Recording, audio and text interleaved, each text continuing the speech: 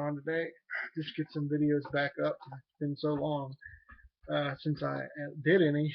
Sorry about that. Like I said, turn your volume way up if you want to. You don't hear me talk, that is. Alright, so what I'm going to do now is show you how to load a magazine.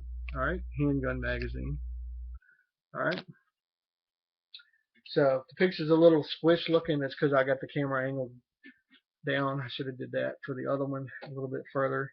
But what I got here was an Uplula magazine loader. Okay, this thing is amazing. Okay, this is a little locking tab. You just press this button and it keeps this locked like this. So you can put it in your range bag. It's not spread out. Not that it takes up that much space. If that's important to you. There you go. All right, see that little lip? That's what the little plastic tongue thing. That's what depresses the next round in the magazine. Alright, so that's an Uplula magazine loader. You can find this is a universal one, okay? Some people just get ones for 9 or 40 or 45 or whatever their specific carry gun might be. Mine is for 9mm, but this is universal. Can go all the way up to 9 to 45, possibly 380. I'm not sure. You can look on the web page for that. But anyway, also this is what kind of ammunition I use. Okay. There you go. This is one of the best carry rounds and grains for 9mm that there is. Okay. You'll notice it's 124 grain plus P 9mm. Alright. Plus P just kind of means plus power basically over a standard round. It's got a little bit more pep to it and oomph to it. Alright. So it's a good defensive round and it is a hollow point. Okay. That's what a hollow point looks like for those of you who don't know. Okay. And defensive ammunition, he has nickel plated or whatever casings. That way it shows up in nighttime easier. It's brighter. Okay. The reason why the hollow point, okay, they call a hollow point is because this part right here will expand upon impact. Okay, and come out to something like that diameter. Okay. So and it spreads out. Okay. So anyway, this magazine is already loaded, but I'm going to unload it and show you how to load one. Okay. Alright, so this is an empty magazine. Alright, as you'll notice. So the rounds, this will tell you how many rounds are in the magazine. It's 15. This is a 19 Glock 19 magazine, generation 4 or 3 mags that both fit just fine. Okay. Alright, you notice these little feed lips right here. Okay, this is a follower. This part, this plastic part's a follower. Okay, this is what pushes the spring up. I believe that's the name of it. Okay. Alright, this is filled with a spring in here and a base plate. You have a base plate right here. Okay, I'm not going to take that off or anything like that to show you that. It's a pain in the butt sometimes when you got a new magazine. Okay, but this magazine's already loaded. Okay, but to load by hand, okay, first of all, unload this magazine a little bit just so I can show you. Okay, a few rounds. Okay, like that, or actually just unload them all. Alright.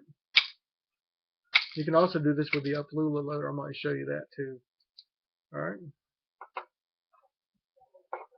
Keep my rounds from going all over the place here. Alright. So that's what a 9mm plus P 124 grain hollow point looks like. Okay. If you want to hand load it, okay. Alright. The front of the bullet, what's going to come out of the gun, I'm saying this for people who may not have any idea about ammunition. Okay, whatsoever. Alright. These little feed lips. Alright. The round will go in just like this. And you'll depress it. And you'll slide it in. Okay. Alright. You put your thumb here and depress this round down. So you put the next round in. And there you go. Okay. Now, if you want to use the Uplula, alright, here's what you do. I showed you before this little lip right here. Okay. Put it over the magazine just like so. Okay. Just like that. So it's facing like this. Okay. Now, this is kind of a little, kind of squeeze this part together like this, and you'll push down, okay, on this to load the next round. Okay, so the little lip in there, the little piece I showed you right here, depresses the round. Okay, just like that. Drop it in and bring it back up, and squeeze it, just like so, like that, just like that, just like that. It's very easy to do, except on camera it's a little tricky. Just like that. You can do it much quicker than hand loading usually. Okay, just like that. Press the next round. Now, when these magazines are brand new, it gets pretty tight, even with this thing, to get the last round in. All right, there you go again. Oops. Let's see, there you go. You have to make sure you depress this all the way down to the bottom. When you squeeze it, you push down, make sure you go all the way till you can't go anymore, okay? Because if you don't, you're going to have trouble. All right, next round. All right, this should be the last. Next to the, yeah, this is the next round. All right. Next round, press. Okay. Now what I do when you load a full mag, tap it in the back like that so it seats all the rounds to the rear of the magazine. Okay. And this is not called a clip. Okay. People call these clips all the time. That's ghetto and that's ignorant. It's called a magazine. A clip is for a rifle. Okay. All right. Now I'm going to show you this. To load, okay, semi-automatic pistol, okay. All right, see which way these rounds facing like this. All right, it's like this. You finger indexed here, and you bring the magazine up. Let me drop the empty mag out. All right, now insert it like that. You hear it click, and be forceful. You're not gonna be scared. Now, if you want to chamber a round, there's no round in this chamber right now because I didn't do what? Rack the slide. So the next step you would do after immediately doing this would be to come up and let go. And don't ride the slide forward with your hand still on it. Just grab it, rack it, and go. Okay? A Glock has a little lever, if you, whatever you want to call it. It's supposed to kind of feel a little bump right here when a round's in the chamber. This kind of sticks out a little bit. Okay, so there is a round in the chamber right now. Okay, so we don't want to have our finger here when you load a magazine. Okay, so when you load a magazine, you want to have your finger up here. Okay, not here. I'm not depressing the trigger. I'm just showing you. Don't do that. Do this. Okay, so when you want to unload the gun, okay, drop the magazine. Okay, and there's one in the chamber still. So guess what we have to do? We have to get that round out. So you can take your hand like this, and your fingers, palm and your fingers, okay, and see, the round popped out. Matter of fact, yeah. There you go, and the round popped out. So, okay, and just to see, there's nothing in the chamber. Do that a couple times. Point safe direction. Okay. Now the gun's ready to fire again once you load the magazine. Okay. Now Glocks can fire. Okay, if there was one in the chamber and there was one still in the chamber after I dropped the mag, I could still pull the trigger and the gun will go off that one last time. Okay, that's also another thing that I like. And another thing I didn't cover in my unboxing video was the finger grooves right here. You notice those? There's a little bit of rough texture right here. Okay, and this is a Gen 3. It's kind of smooth textured right through here. Okay, and the Gen 4s will have a Gen 4 actually written up here on the slide. Okay, it'll say Gen 4, so it's one of the ways you can tell a Gen 3 from a Gen 4. All right, so there you go for that. And what I would recommend is getting familiar with your gun. You can dry fire a Glock. Okay, meaning you can do this. You point it, get a good grip.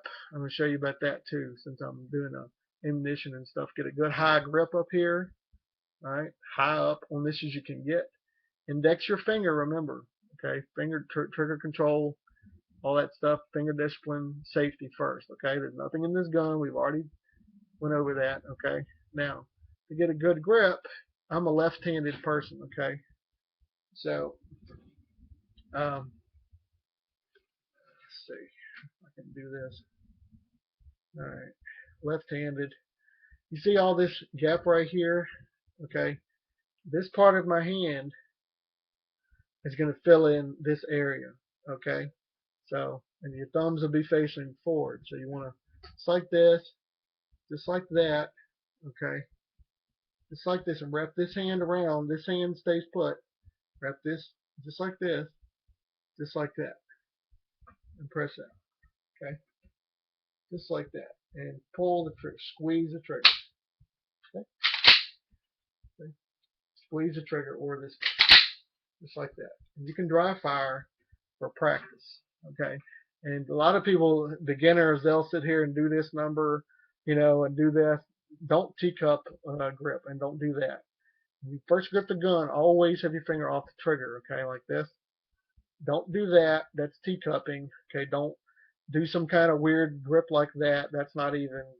That gun's gonna flip up when you shoot it. Okay, recoil. And the recoil comes from when the round goes off. Okay, primer struck, the powder ignites. Okay, and the round is sent downrange, and the shell is ejected through here. Okay, pops out the side. The recoil comes from the gases, okay, and the explosion of the powder and so forth that sends the slide rearward really fast, okay, and that's what the recoil comes from, is this weight of the slide coming back, okay, and the force of the slide coming back. That's what makes the gun flip, okay. So the more hand you have on the gun, like I showed you, the better. Like this, like that, thumbs forward grip, okay. And some people shoot with their finger on the front part of the trigger guard. If that brings stability to you and you can hit your target, you can do that, but you can also do this way, okay? Thumbs forward grip. So make sure your thumbs are way up here or anything like that, okay? And make sure your hand is down here, okay? So you get a good solid grip. You squeeze, okay? Lock those elbows out and squeeze the trigger, okay? You bring it back, all right? So if you're going to bring it up, say you had a holster, bring it up, meet the other hand, get a good grip, and squeeze the trigger. Okay, boom, the gun's going to go like that. Okay, before you reholster, you look around, make sure there's no more threats around. Okay, before you reholster that sidearm. Okay, all right. So that's kind of a basics, little ammunition loading and all that kind of stuff. Okay, and to actually load a gun to capacity. Okay, so you have 15 rounds in this magazine, okay, as you do, it would be, 15 rounds in the mag, okay. If you were to load this magazine, okay, say you had 15 in it, okay, and you load it up, load it up, you do that better. So remember the bullet's facing forward, okay, load it up, rack it, tap, really good, and slam it in, not rack it. All right, so now there's nothing in the chamber, okay, so if you were to do this, okay, finger is here, remember, not on the trigger. There's one in the chamber. So what you would do next, okay, if that was a full mag, so that means you take the magazine back out, all right, and put another round in, the last round. So this will be topped off at 15 rounds, okay, and there's already one in the chamber. So if you were to put this in, when they're full, they kind of be a little tight when you want to put it in. That's where my finger is. And tap it home, rack it, smack it home, okay? It's not going to hurt it. Make sure the magazine is seated properly, okay? And this will click, letting you know that it clicked. It's a positive click. Now the gun is loaded and chambered, so you do not want to put your finger on the trigger until you're ready to fire, okay? So you want to unload the gun, like that. Now there's one in the chamber, remember? Like here, like this. It pops out, all right? Now the gun is empty. Okay, see? Empty. All right. So that's how you load a semi-automatic pistol. Okay. And that goes for some women that might have a hard time with the slide manipulation too. Okay, I'll show you something about that. How some people, you know, see, this is already broke in, so I could do the last round by hand. There's some people when they okay, load a pistol. Okay, so the slide was back. Okay, you can press this if you want to. All right, that's up to you. Okay, but some people like just breaking the slide just like that. Okay, now some people they try to pull the slide back like this. Okay, I can do it, but some people can't. If your grip's not very strong or your hands are sweaty, this is not the best grip to do it. Okay, always this, because this will give you your palm to the back of this gun. There's a grip on both sides. Okay, serrations. So you like this, put your fingers over so you get a good tight grip, like you're gripping like that. Like the gun's like that, and you're just gripping it. You just and let the slide go forward on its own. Okay, so that's how you do that. All right. There you go, Gen 19, Gen 3. Okay, has a little finger grooves, a smooth texture here. Okay, the barrel is like 4 inches. I'm not going to get into all the text, but the trigger is like 5.5 pounds or something like that. And a lot of people want to get trigger work done and get the trigger lightened up to a 3.2 pound or 3.1 pound trigger or whatever, and get ghost triggers or pyramid triggers. I would not recommend that on a self-defense handgun, because in court, any kind of, usually, I've been cautioned about that, any kind of cosmetic things that you do to the pistol in terms of mechanical things, like the trigger would be a mechanical fix, okay, or an upgrade, not necessarily cosmetic. Cosmetics have to do with the appearance, okay? So a mechanical upgrade or whatever would be internal, stuff like that. So people want an easier, lighter trigger pull, so when they pull the trigger, it's easier to pull and it's smooth. On a stock Glock trigger, it's best to leave it alone, in my opinion. Now, unless you're a competition or something like that, IDPA or whatever, or IPBA or whatever the heck you call it,